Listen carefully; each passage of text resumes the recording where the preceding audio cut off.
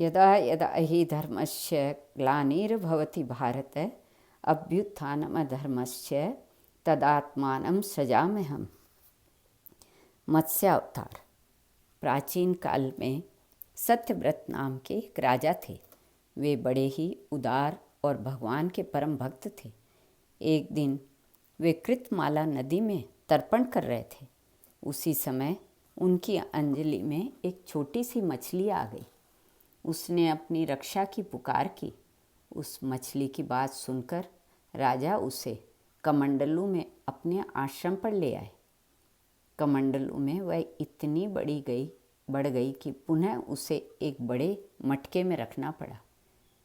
थोड़ी देर बाद वह उससे भी बड़ी हो गई और मटका छोटा पड़ने लगा। अंत में राजा सत्यव्रत हार मानकर उस मछली को समुद्र में छोड़ने गए।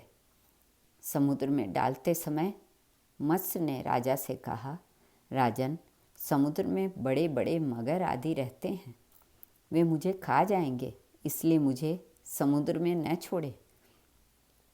मछली की यह मधुर वाणी सुनकर राजा मोहित हो गए। उन्हें मत्स्य भगवान की लीला समझते देर न लगी। वे हाथ जोड़कर प्रार्थना करने लगे।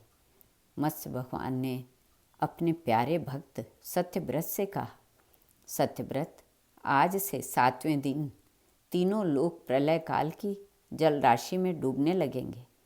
उस समय मेरी प्रेरणा से तुम्हारे पास एक बहुत बड़ी नौका आ जाएगी।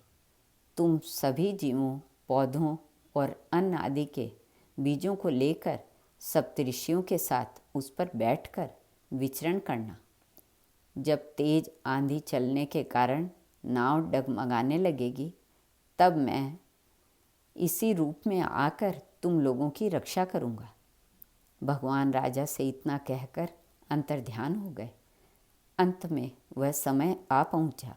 राजा सत्यव्रत के देखते ही देखते सारी पृथ्वी पानी में डूबने लगी। राजा ने भगवान की बात याद की।